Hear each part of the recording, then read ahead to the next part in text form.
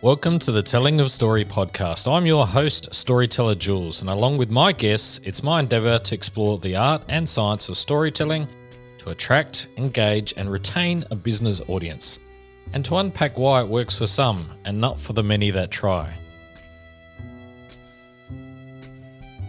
Listen in as Lisa talks about calling out microaggressions. So I think it's about calling it when you see it, even the little microaggressions, as we call them. Like a bloke's toxic or he's a bit short, but not in a don't speak to her like that. Just like if you're at a party and a bloke snaps at his wife, are you all right, mate? Doesn't seem like you. Maybe that's an opening. And like they say, someone leaving someone abusive is a process. But I think these conversations are a process. At first, he might just say, yeah, I'm fine. You see him again and go, you're all right. You seemed tense last time I saw you. And it's an opening. In this episode, I have the pleasure of talking with Lisa McAdams. Lisa is an executive coach and trainer specialising in training on creating psychosocially safe workplaces, trauma-informed communication and DFA strategies. Recognise and deal with toxic workplace culture and people with difficult personalities. With a decade of experience in training and coaching within workplaces, including ASX 500 companies, government, NGO and the NFP sector, on the traits of bullies, the complex behaviours of abuse, the effects of trauma, and how to support employees dealing with abuse in the home and workplace. Lisa believes a psychosocially safe workplace is everybody's right. Lisa, welcome to the show. Thank you for having me, Jules. It's good to be here. Lisa, tell me a bit about the journey leading up to Safe Workplace. It started by accident. I was in a networking group that was high end because at the time I was a personal trainer and health coach, and I thought, there's where I'll find my clients. And it was about the time that Rosie Batty's son Luke was killed by his dad. And the discussion went round to, there was talk of workplaces should do something about domestic violence. And someone in the group said, oh, that's not a workplace responsibility.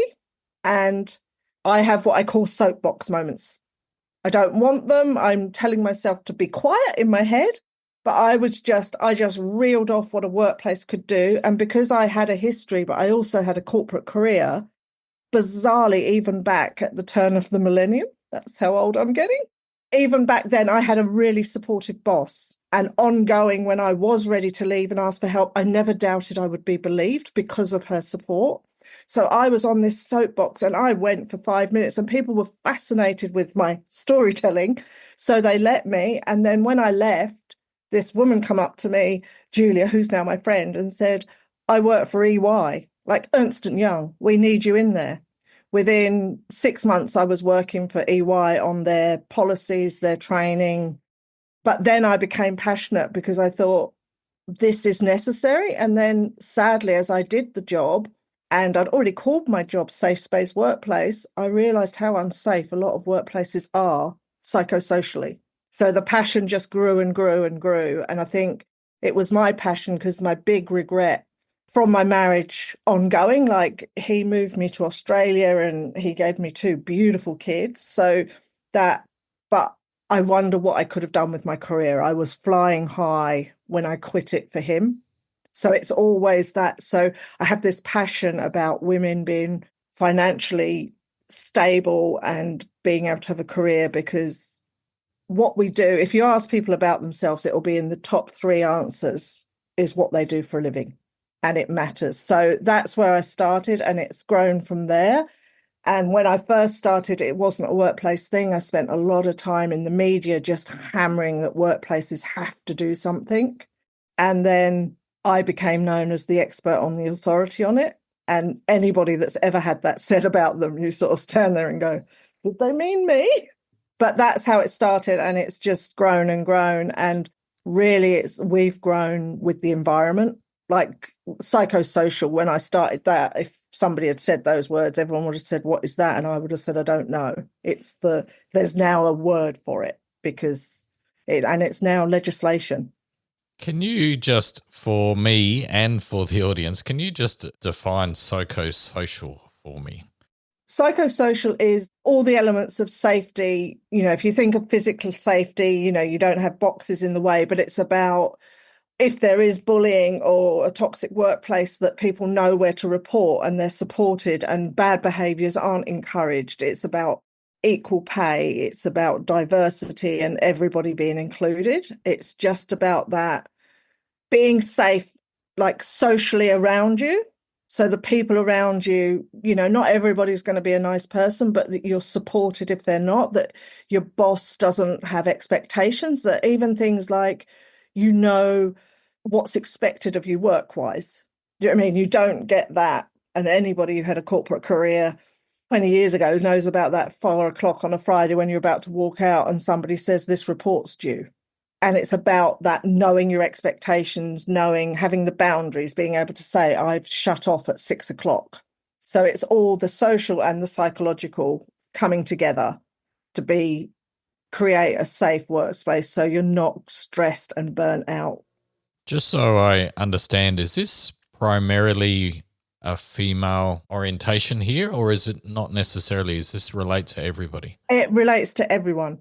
It isn't a gender thing. Obviously there's certain pockets, like I work with companies that have factories and things, and there's people where English is their second language. Obviously they're more vulnerable, but it's inclusive of everybody. And, anybody that thinks all men are alpha men that strut into work and just demand what they want haven't worked in a workplace. And I get frustrated when people say, well, the men should always stand up. But men have the same fears. Men have mortgages and children to feed and the fears of what if I lose my job?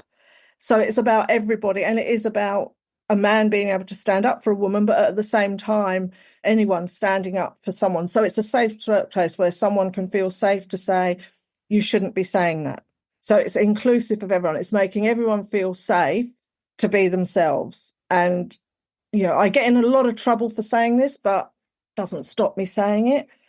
A lot of the bullies in the workplace are women. This isn't a men treat women bad, let's sort it out. It's about everybody having respect for everybody. It's 2024. Why are we having this conversation, do you think? And why is it taking people like you to stand on your soapbox and really get it identified and brought into the workplaces? Is it something I'm missing? Like even things like domestic violence, for example, seems to be on a growth path, if I'm not mistaken.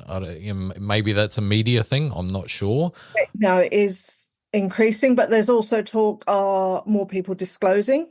But we're certainly the numbers of deaths. And you think from anyone that knows me, I didn't die, but it destroyed my life. Financially, career-wise, I wasn't left with nothing. I have 2 children. I was left with the most important things, but no way to even feed them. So it does destroy lives. But I think a lot of it is the norms of society. Like I remember growing up, what goes on behind closed doors stays behind closed doors. So although we're in 2024, I don't think we've really been dealing with this. And Rosie Batty coming out and saying, I'm not going to be blamed for this. And she was by the media initially. They said the report, that came out was she went the opposite direction to her son being, killed by his dad. Do you know where she was going? There was an ambulance there. So she thought, if I get the ambulance over there, they're going to be way more use. And she missed that chance to say goodbye, trying to get him help. But the media tried to blame her. But I think even in workplaces, it was so accepted. Do you know what I mean? You do as you're told. And all the things we used to do, like you don't discuss pay. What, in case I find out I'm not being paid as much as the person doing my same job? So I think, and we're talking about the workplace a lot now because finally it is in legislation. So it is, workers' comp is getting to more psychological things are going through workers' comp than ever before. But I think there's just an unwillingness to really, especially with domestic violence, there's an unwillingness to really take it on because there's no 3-year plan, there's no 4-year plan. And the government's like, we'll throw money, but they just move money about. This is a good 30-year plan. But I think it's improving because we know it's so bad, if that makes sense. But it frustrates me, like this is a gender one. But in 1792, Mary Shelley said, women don't want power over men. They simply want power over themselves. I still have that argument every week. Wow. Why do I want to control men? I don't. I just want, and I have a son and a daughter. I want the same autonomy for my daughter. And by that, I mean, I don't know if you want people to know that, but our children went to school together. So you know my children. Yep. I know you. You've got both. I want my daughter to be as safe walking home from the station as I know my son is. Absolutely. That's simply all I want. I don't want to have to say to her, don't you walk home from the station, I'll get you or your brother will. But that's a reality. But I think there's an unwillingness to accept it. And even working in it, I find it hard to really take it on that this is happening. And I think even like it's been 9 years since I started this. And the first 3 or 4 years of my job was convincing workplaces that it was something they should help with. And I think COVID's changed a lot because, and I think it goes back to when, we all got the internet and for a long time, work expected you to work from home, but your home life was none of their business. And that was a joyride they didn't know was going to end. And now that's where all these laws are coming into play. You're like, if you want in people's homes, then you've got to look after them in their home. So, in answer to your question, I don't know why it's not a national emergency that women are dying at the rate they are. But a lot of it is, I think, compassion fatigue. Do you know what I mean? And we do go that that's too much. But I do think we're making ground. The fact that now workplaces are expected to keep people psychologically thing. I had a conversation the other day about, I don't know, my mum left my dad in 1981 and he was very abusive. And like the opportunities I've had to grow and heal and, friends. Imagine my mum in the 70s going to a doctor and saying, I think my husband's a bit cruel and I'm depressed. She would have said, take a Valium and go home and cook him a dinner. Give him a nice meal. That'll cheer him up. So, yeah, we're getting there, I think. But why we're not there, my simple answer is, and I'm a big advocate for this, I don't know. It makes no sense, like you say. Do you feel like it is a generational thing? Like if you were to split the audience into, pre-1990 and post-1990, do you think it's getting better? Like, is there some light to say that the next generation perhaps isn't taking on the traits and some of those old world beliefs that we grew up with, certainly? I do think we have a lot to thank the millennials for. I genuinely do. I know they take a lot of stick, but I remember being in a meeting and this millennial was saying, they just said, and, we're of the pre-1990s, they said, can you take on this project? And she sat there, she went, oh, yeah, sure. Can you let me know what you're taking off my workload? Like just this presumption. I would have just thought, oh, God, I was going to go away for the weekend. That's how we were raised. You do as you're told. And I think, we can thank Generation X as well, because and I know I'm not the only one, when I was raising my children, there were negotiables and non-negotiables. Like sometimes I would literally encourage them to debate with me, that I would say the words, this is non-negotiable, and they would know, just do as you're told. Because we were brought up, you do as you're told when you're told. So if somebody said, oh, your pay rise is 2%, you went, oh, thanks. But they've been raised different. They've been raised to have opinions. And I think it's feeding through the workplace and they will just move on. And I think sadly for what I do, there's still, when we look at the gig economy, I still think for, the lower socioeconomic, things aren't getting better at all. Like Amazon will say, oh, you can make money in your spare time as a delivery driver. No, that used to be a job that came with pension and all the, your super. But I think in corporate, it's the millennials going, well, you can't stress me out like that. That's too much work.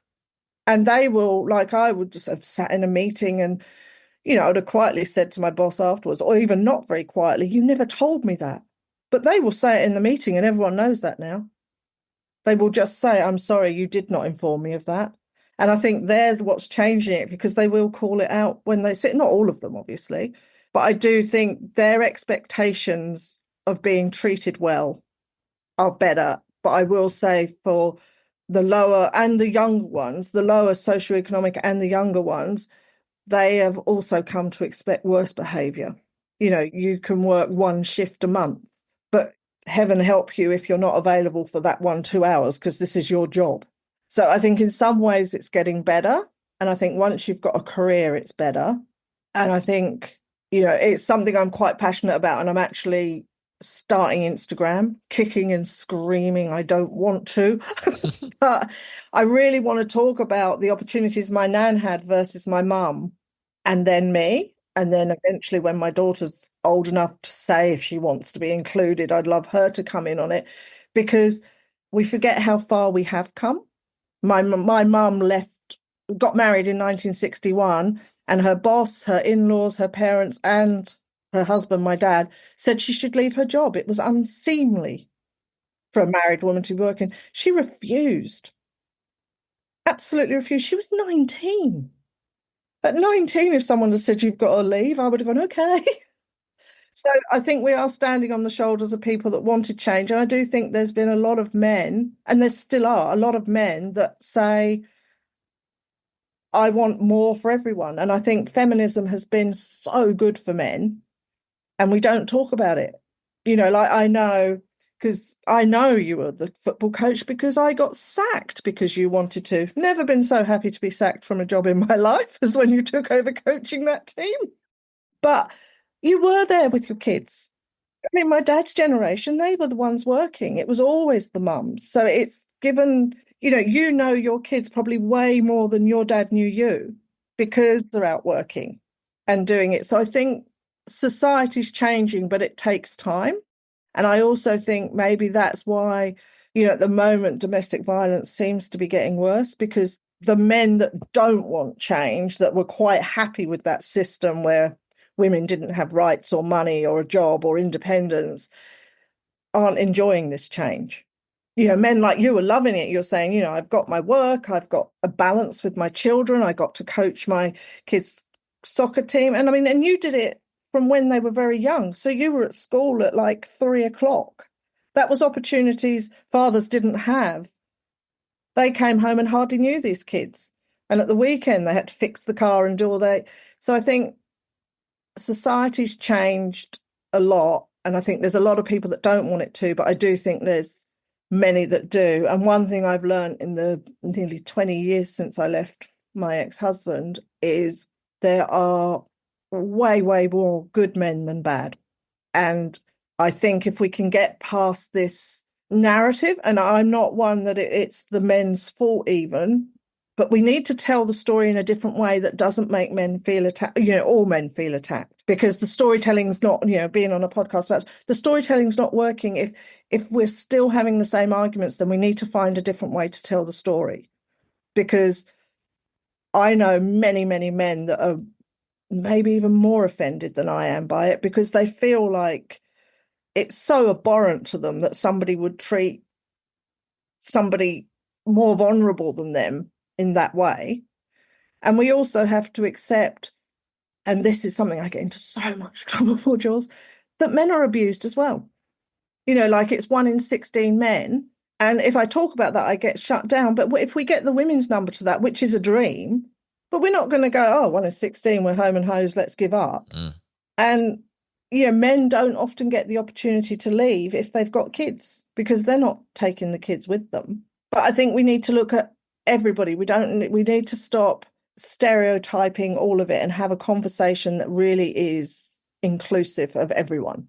Tell me a little bit about that storytelling side. Like, what are the stories that we are telling ourselves, or perhaps we've grown up with, that shape us in a certain way versus what potentially, I don't know if you have the answers to this, but what are the new stories that we do need to be telling out there? I mean, you mentioned that when you first started the business, you had to educate workplaces that this is actually important, and hopefully that's now shifting. But tell me a little bit about the storytelling that we need to tell, both at a corporate level, but also at a personal level, that can start shifting the dial. I mean, like you said, this is not a 1 year, 2 year, 3 year exercise. It's a 30-year plan. So it's changing the psyche of not just one generation, but probably the next 2 or 3, in order for it to shift properly.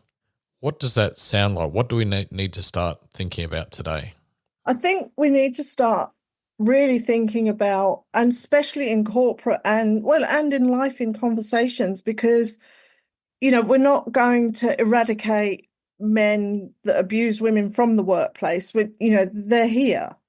But we can't, even if you wanted to change as a man, if people are calling you a monster and all of those stories, you're not going to reach out for help. And and I know, like, one of my abusers was my own brother, but I also was there in his childhood. He went from a victim to a perpetrator like that, and no one ever said, do you want some help there? So we've got to start having a narrative, and it's always a buzzword. That's my big thing. Like, we were on financial abuse for ages, and then we were on coercive control, and now we've moved on to nearly everybody you talk about, everything you talk about, everybody's a narcissist, despite the fact that it is a psychiatric illness that needs to be diagnosed by a psychiatrist. Everybody seems to be able to diagnose but it is actually a mental illness. Do you know what I mean? You wouldn't say that about that person's depressed, what a monster. So if we're not encouraging men to change, or men to have conversations with men, do you know what I mean? Men have got to be part of this solution, but it's always said in a way that's almost accusatory. I mean, you wouldn't go next door and say, my party was a failure, you should have turned up. Like, how inviting. But we need to start having the conversation. Why do men do this? I mean, how dark has it got to be inside you if you're prepared to kill your family and then yourself? Do you know what I mean? We talk about what a monster, but where got them there, and where at the point, and I'm not saying there's a lot of men now that are too far gone, but where in their history could we have got in and said, let's get you liking yourself.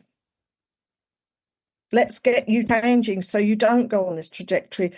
Like with my ex, the thought of me leaving sent him spiraling.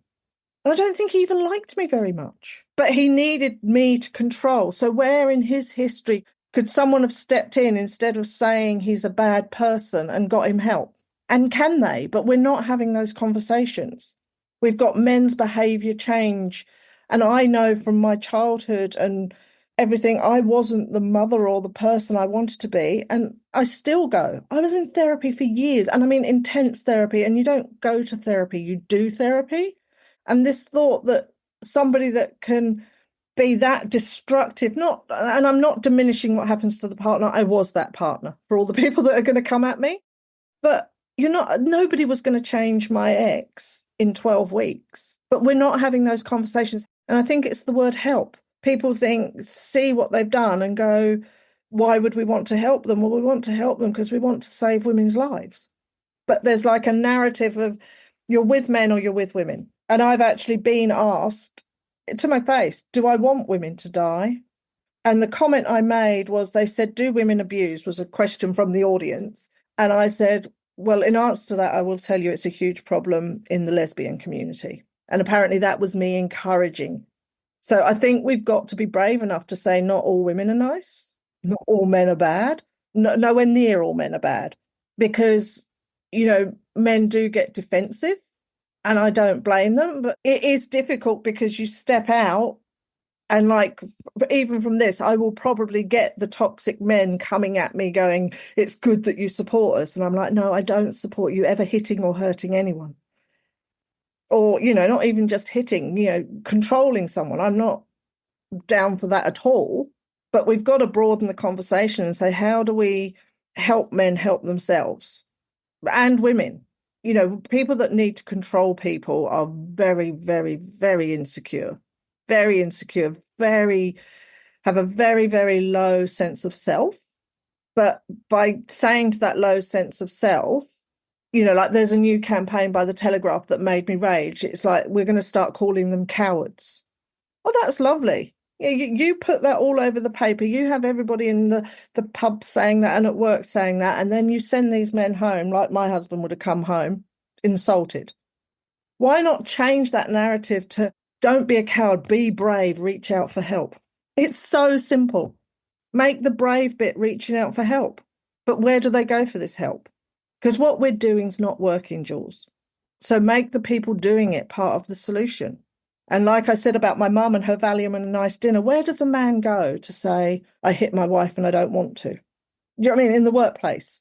We're doing a lot of work to encourage, and it's now my new soapbox, we're doing a lot of work in the workplace to encourage victims to come forward, but there's no work to encourage abusers to come forward and put them in the programs that can help them. Do these programs exist at all? They're hard to find. Yeah. They're very hard to find. And a lot of people in my world want it to happen. There are people to do it, but they're still in a, like there was a program, and I'm going to call it out. It was a lot about 6 years ago, call me dad. And I was watching it, professionally, and they went to this group and the wives were going to a group, and they literally said he was very tense and that. And I literally cringed up my sofa. And the next scene was he went home and beat his wife up and his son. But I knew that was going to happen. I was like, why did you send him home? Because these people weren't educated enough to help them. And I think that's where are the training programs? Where do you go? Is there a TAFE course on, there's trauma informed, we're growing like trauma informed. What would that have meant 5 years ago? And we need to say, and not all, and I liken it to, how we treat people with disabilities. Like some will always be dependent, will always have to live at home, but we always used to treat them all the same. Now we know some can leave home, and I think abusers are on that same spectrum.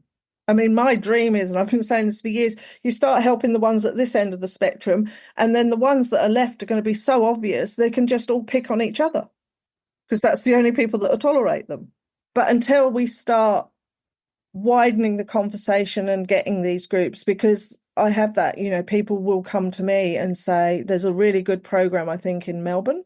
I've got a man that wants help. Where do they go? And I'm like, send him to your EAP, because there's just not the long, intense programs we need, and that will take funding. But then the whole field is going to arc up saying there's women living in their cars and we're spending money on perpetrators. But, my history's finance. I'm very solution focused. Do you know what I mean? If you work in finance and there's a hole in your budget, you spend 5 minutes thinking about who did it and think, I'll deal with that, they're not doing it again. But then you've got to fill the hole. You've got to work out, you can't keep going, well, it's not fair. She spent the money, so why does she get more? But that's the fight for funding. And I wouldn't want to be the government that tries to put funding out for men's programs, because the need is too great. And I get it, because like in Newcastle, they've started to police car parks so women can sleep there safely at least 2 nights a week with their family in their car. So it's going to take a lot of money. I suggest the government sell one of their $5 billion submarines to someone and fund it, but it needs a different approach and it needs to be inclusive. How does that narrative start from a individual perspective? You mentioned that perhaps some people can actually recognize within themselves that they don't like their own behavior and they don't necessarily want to do what they're doing. And given a lot of these things, I believe sort of happen in private, very privately, like it's not something a man would certainly share with another man generally. So it's not necessarily something that's visible from the outside, like a mate might not spot it in another mate. No, and I think that's the trouble. If the perpetrator doesn't want people to see it, you won't see it. You won't see it, right? And like with my ex, everybody thought I was controlling, and he would set up the narrative to make me look controlling. Like he would say things at a party and I'd go, like, you'd let me decide who has the car. But it was just things he was saying for other people. But I think a lot of it, and I do think we're starting to change, but I think men in this conversation, it's like now, if you did see like that advert about the beer when someone says to their 6-year-old, go and get me a beer. Now I think a man at a barbecue would go, mate, you shouldn't be getting him to do that. That's not okay. And I think we need to, like even the men that are saying sexist jokes about their wife, if you're all there laughing and the wife's laughing, that's fine. But if you're uncomfortable, say it. That's my rule of thumb. Like I'm very much like it. Like people will say things in my world about men. Do you know what I mean? Like, oh, you're not men like. And I'll go, I'm raising a son, thank you. He doesn't need that white noise. So I think it's about calling it when you see it, even the little microaggressions, as we call them, like a bloke's toxic or he's a bit short, but not in a don't speak to her like that. Just like if you're at a party and a bloke snaps at his wife, are you all right, mate? Doesn't seem like you.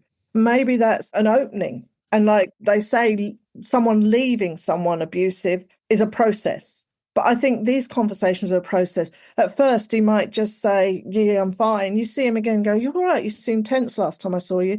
And it's an opening. He may say, mate, at home, I'm not the bloke you think I am. I hate myself for it. What's going on? You know what I mean? And I think for men, and I do think, I don't know how men, which is why I love the fact that you do this about storytelling, because men were taught you don't talk about your feelings. Men don't need to talk about their feelings. Well, they're humans. Of course they do. But I think it's about just starting with the little bits. Do you know what I mean? If someone makes you uncomfortable, do you know what I mean? And even if, somebody says a joke and, your wife's there and you think that's an inappropriate joke, you just gently say, can you not talk like that in front of my family? Breaking the cycle, right? Yeah, because you'll know from me, I will call it. When my kids were little, I'd say, my kids are listening. It's not appropriate. Leave it. Back away. But it could be a really little subject.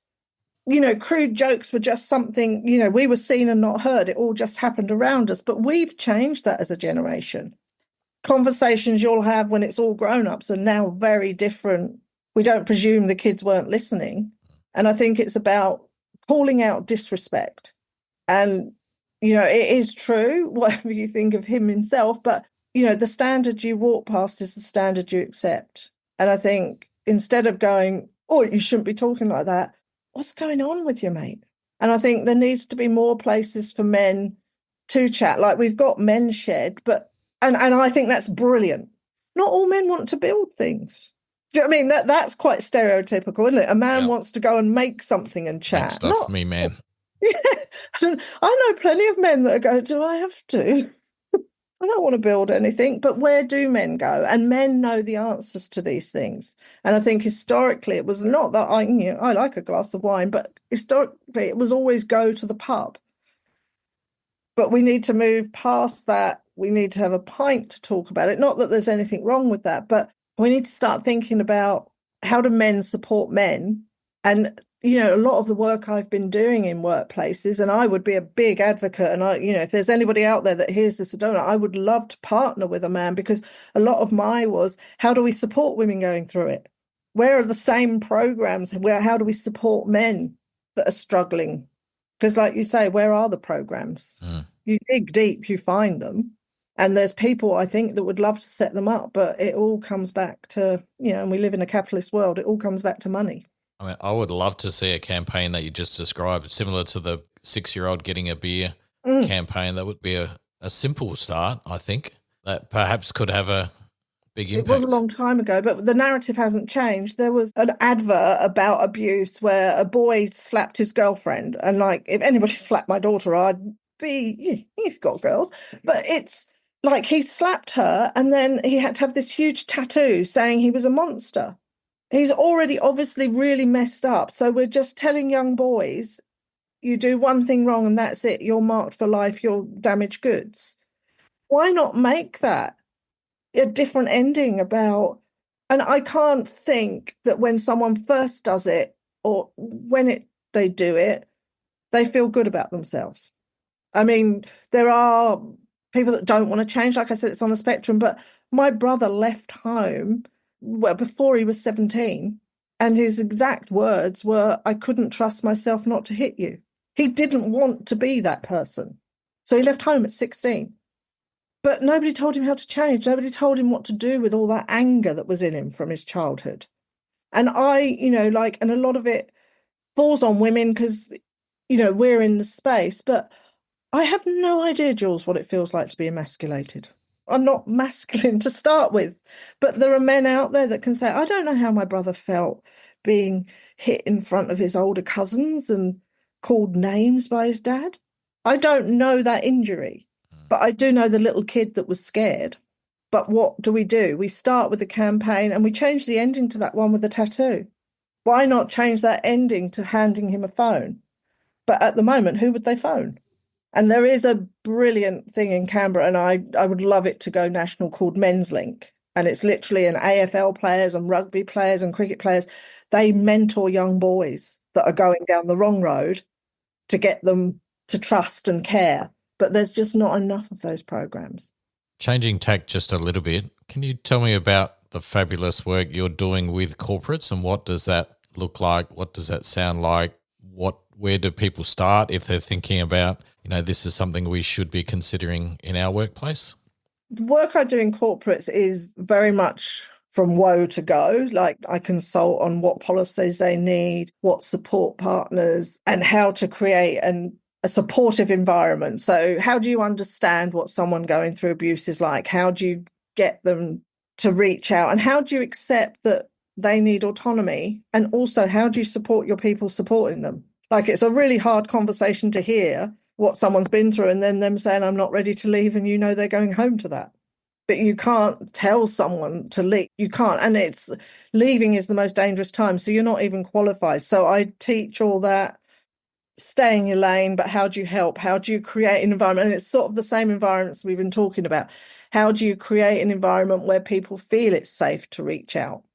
And it's about, I always use it, and it still happens, sadly. I always talk about, if you were going to talk to HR or your boss about what was going on and you walk past some people at the cooler telling a blonde joke, you might turn back and go to your office and think, oh God, they already think I'm a dumb blonde. What on earth are they going to think if I tell them this? So, and then it's about policies, it's about procedures, it's about setting yourself up for success. And I have a top-down approach, because there's nothing worse than teaching people that it's safe to reach out when there's nowhere to go. So I do it all. And now I do, beyond it, like the psychosocial, it's brilliant for me, because if I can get into a company and really create that, everything else, your mental health awareness, your men's programs when they come, your domestic violence, it's all plug and play. You've already set up your whole structure for people to be supportive. And one of the biggest problems in corporate is underutilization of the employee assist programs. They're there. The psychologists are there. They're paid for.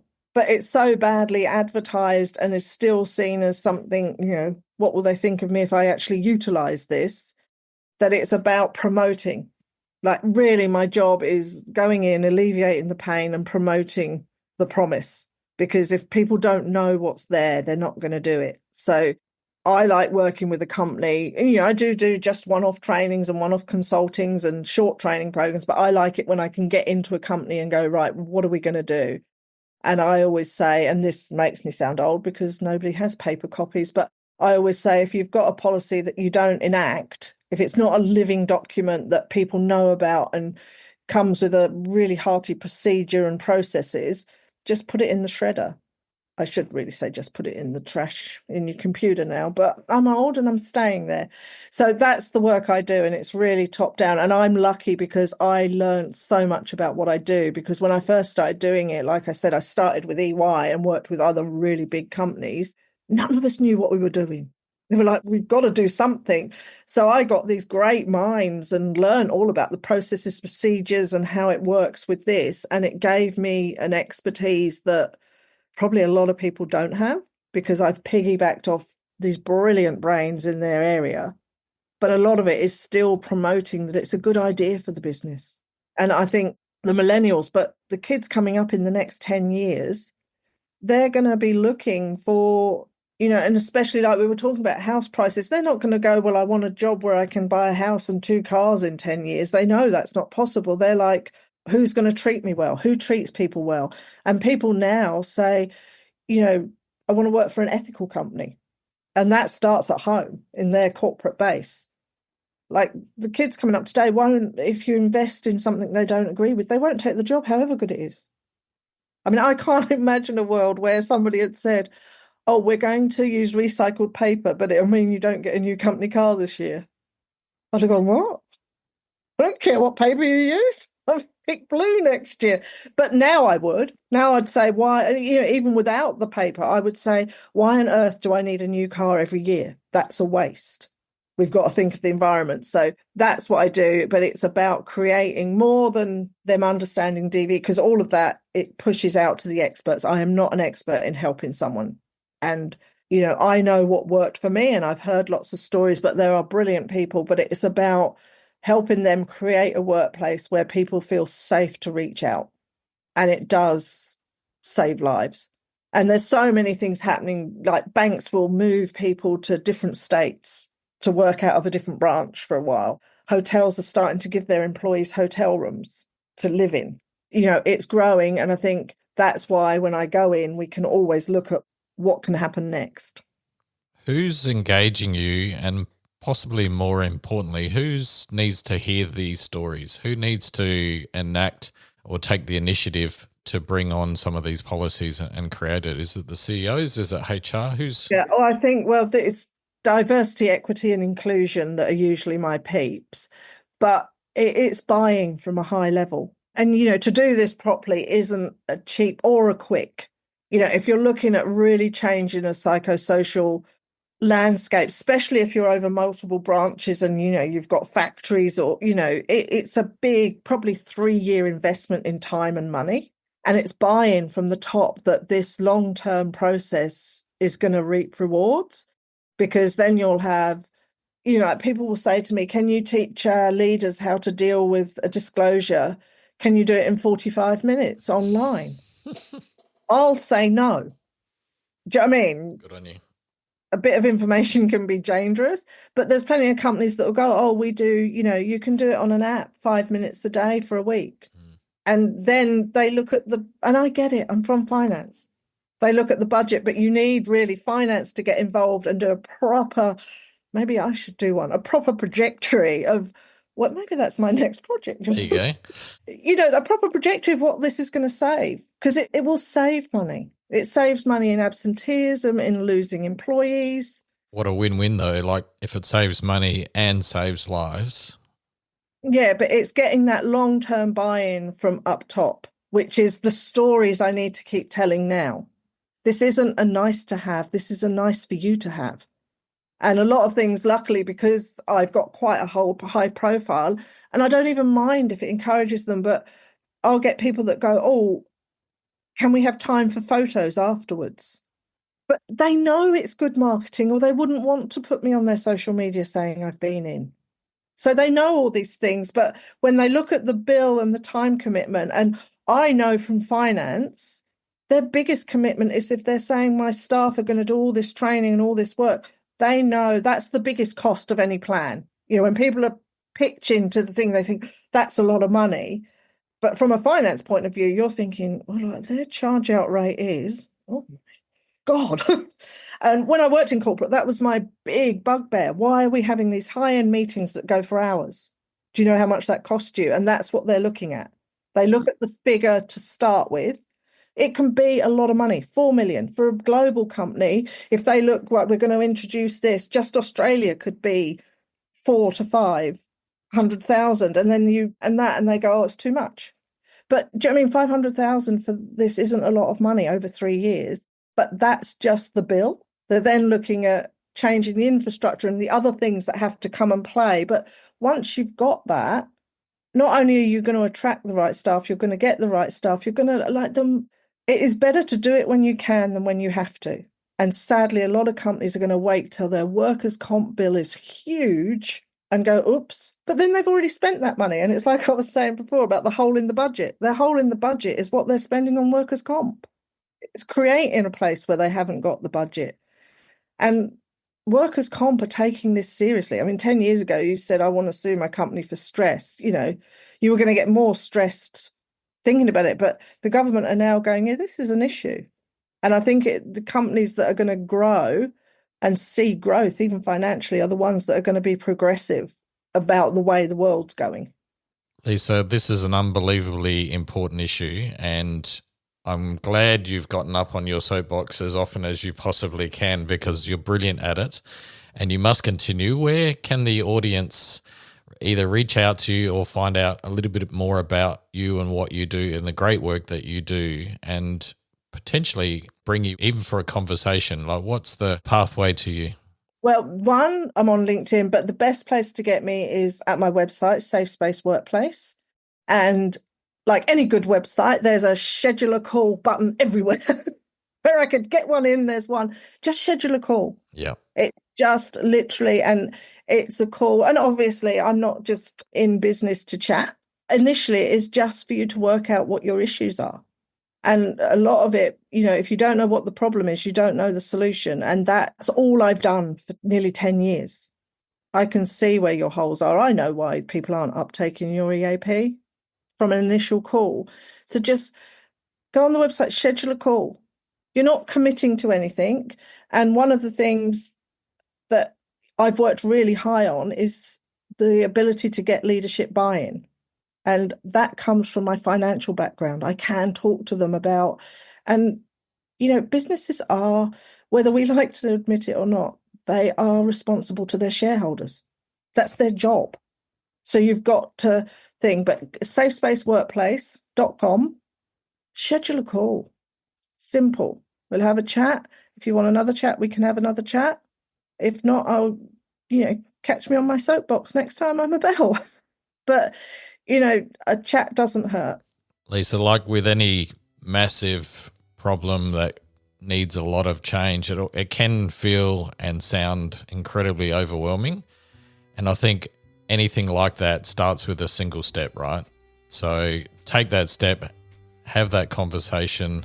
Maybe you might learn something and maybe you can make a difference too. So I really appreciate you coming on today. I know it's a subject close to your heart, clearly, and you're very passionate about it. And I applaud you for the work that you do. And we'd need more of you and more people like you. So thank you. Thank you, Jules. It's been great.